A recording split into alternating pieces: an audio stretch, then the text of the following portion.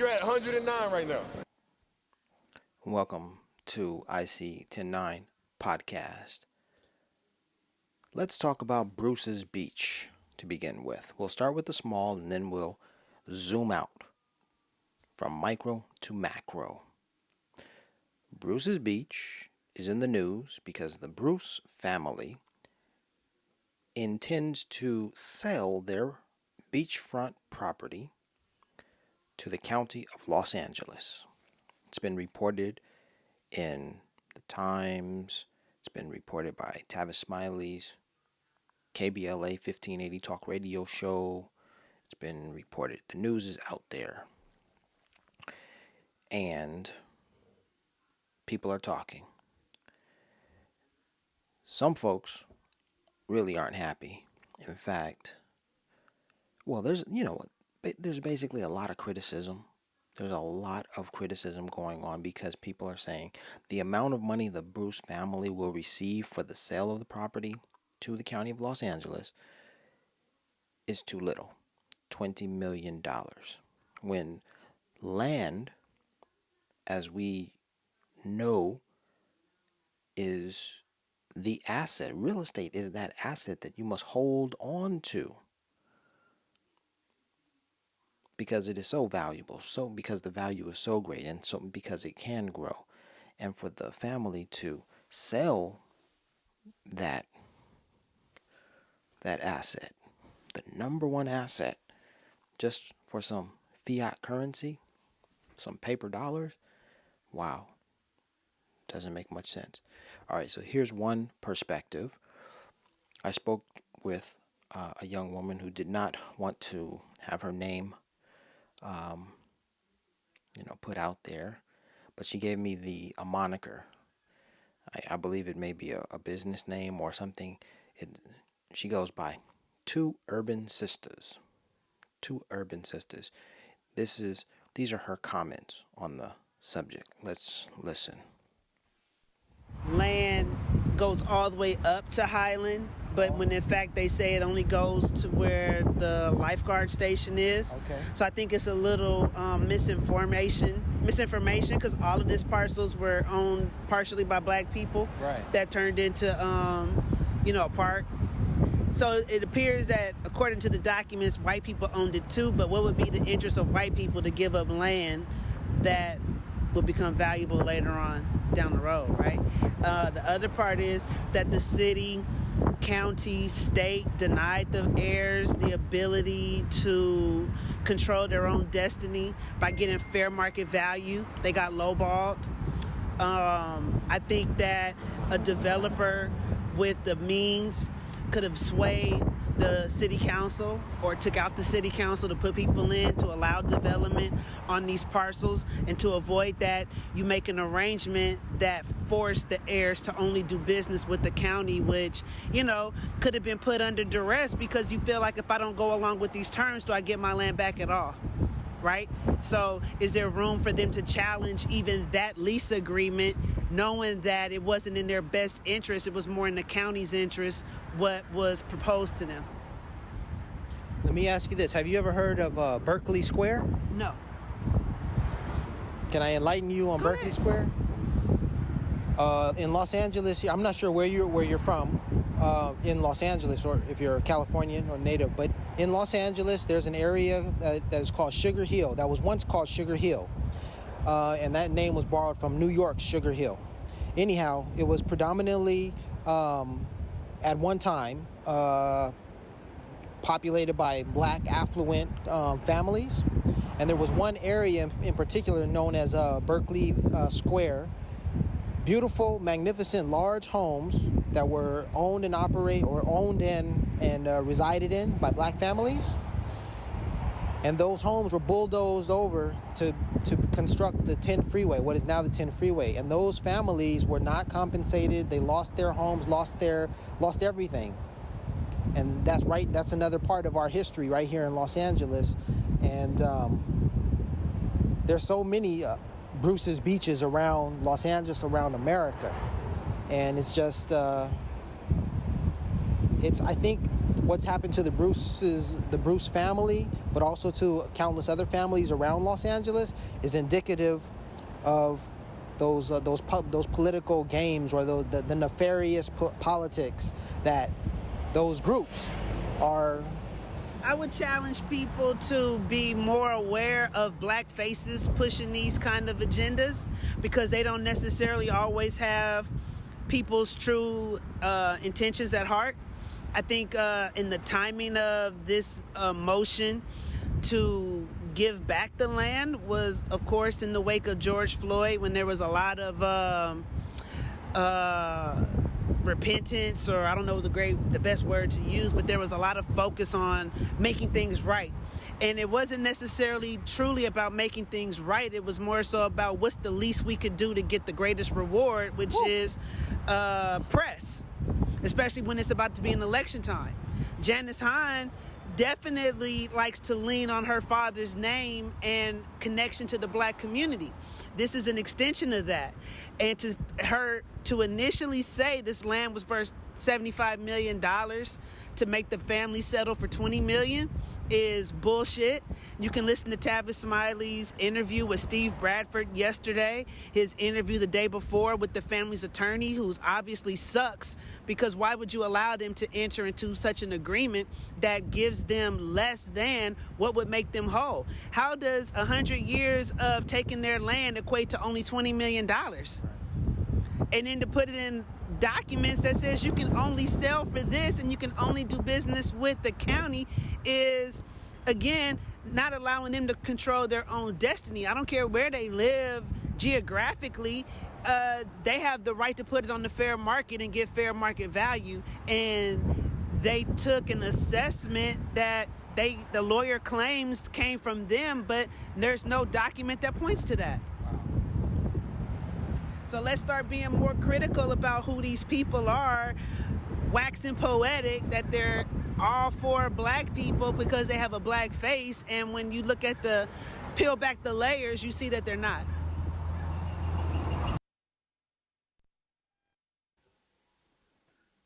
Wow,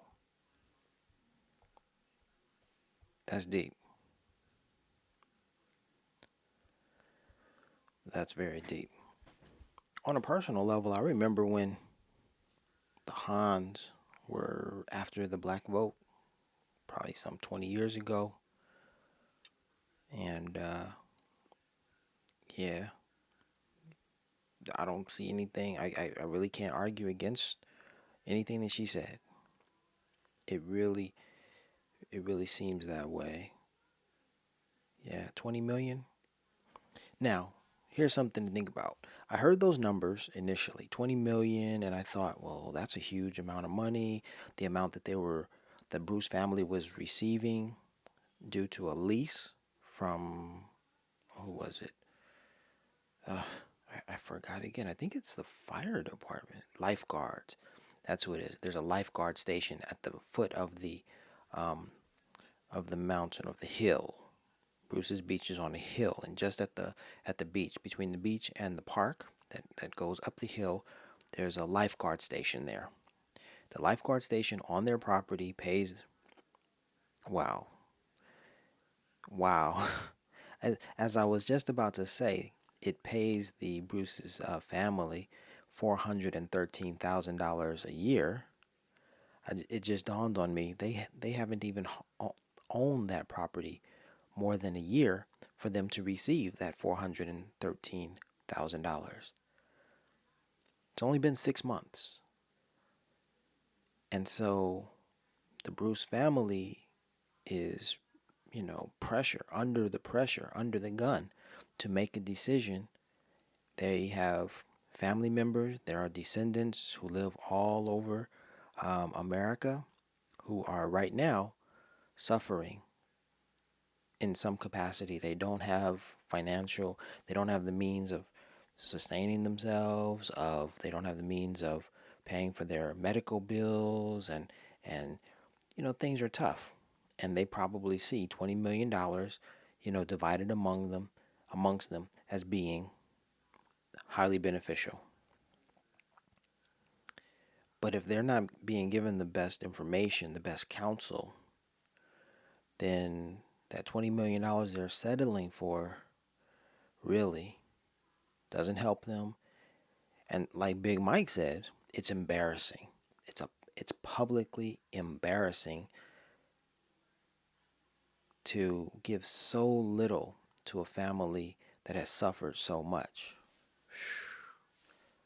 You're at 109 right now.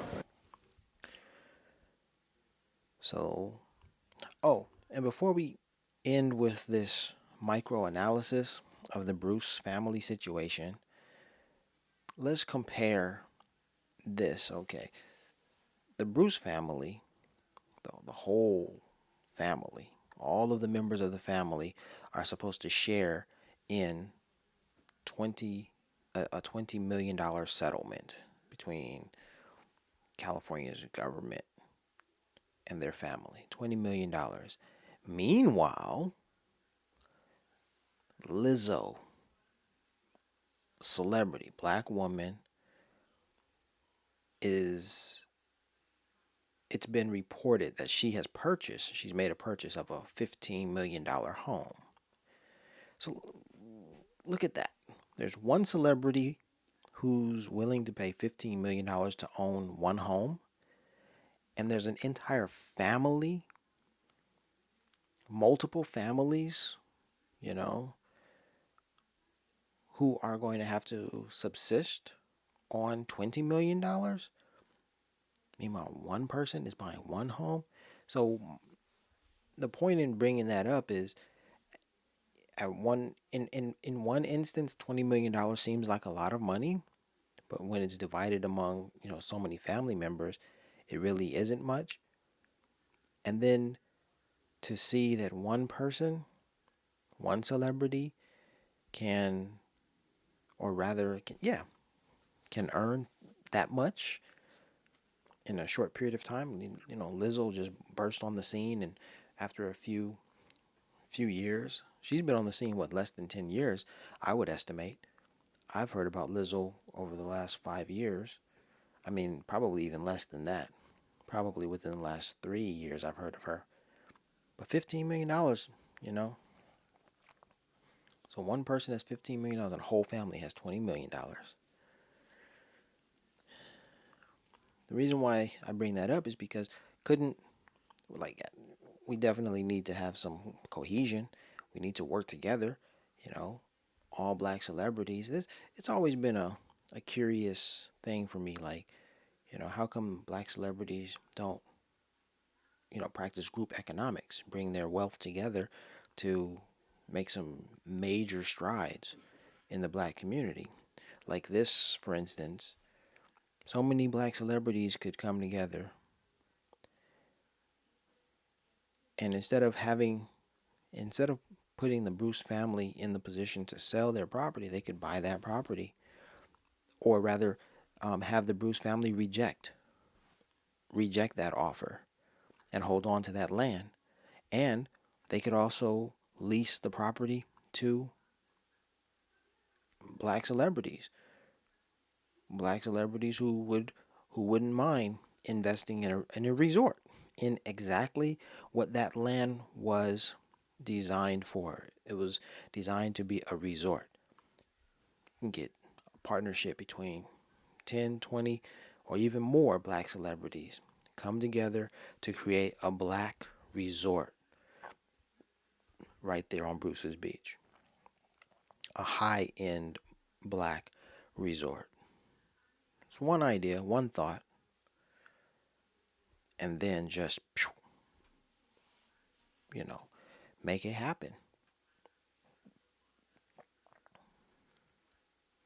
But we don't come together, and we don't work together, and that's a sad reality. Just a thought. All right. So from the micro to the macro, it's been reported. Let's listen to the report from. Let's see what they say. NPR has reported this. Come on, NPR. President Obama. China, President Obama is reporting on NPR. China, What? Let's go. China China.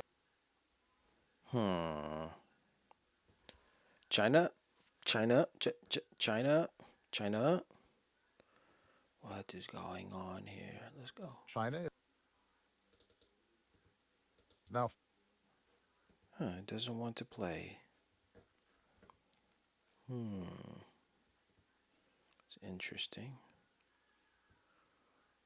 Or not. Let's just resetting it and we're gonna start from here. Let's go.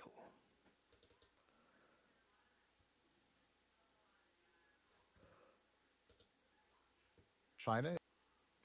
Same problem. I guess we're having technical issues. Yeah. Let's see what they say about it here. How China's reopening will disrupt the world economy. A tale of death, growth, and inflation. For the better part of 3 years, 1,016 days to be exact, China will have been closed to the world. Most foreign students left the country at the start of the pandemic. Tourists have stopped visiting. Chinese scientists have stopped attending foreign conferences. Expat executives were barred from returning to their businesses in China. So when the country opens its borders on January 8th, abandoning the last remnants of its zero-COVID policy, the renewal of commercial, intellectual, and cultural contact will have huge consequences, mostly benign. First, however, there will be horror. Inside China, the virus is raging. Tens of millions of people are catching it every day. Hospitals are overwhelmed. Although the zero-COVID policy saved many lives when it was introduced at great cost to individual liberties, the government failed to prepare properly for its relaxation by stockpiling drugs, vaccinating more of the elderly, and adopting robust protocols to decide which patients to treat where. Our modeling suggests that if the virus spreads unchecked, some 1.5 million Chinese will die in the coming months. You're at 109 right now. Boom. So that's the news. This is not from NPR, but this is from The Economist. So the Chinese favor the number 8. The number 8 is a lucky number. So on January 8th, which is in 3 days, well, actually maybe closer to 48 hours from now because China is ahead in time. It's in a different time zone. Within the next 48 hours, things in China will change, and those changes in China could affect the world's economy, just as it's been stated. Maybe nothing is going to happen, or maybe many drastic things are going to happen. Maybe it's going to be a repeat of COVID, of the pandemic, whereby we're going to have to, deal with this all over again. Yep. So from the micro, Bruce's Beach, to the macro, what's happening on the global scale, this is what's going on. And it looks like the Federal Reserve, is going to, let's see, the last reports, the Feds were going to increase interest rates. Right. Fed officials project larger interest rate rises and sooner than expected. So larger interest rate rises. Yep. The Fed's going to be increasing interest rates, which will result in the cost of money to rise and a slowing down of the economy because the Fed wants to protect the U.S. economy against inflation. Yep. So those are some updates. Be careful, everyone. Be prepared. We are not out of the woods. We are not out of the woods. And I just sent a message of happy birthday to an elementary school buddy of mine, Christopher Williams. But I'm all off. His birthday was December 10th, not January 5th. So he corrected me with a little happy face, smiley face, laughing face emoji going on there. Anyhow, guys, thanks for listening to the IC109 podcast. Be safe out there. Peace and blessings. You're at 109 right now.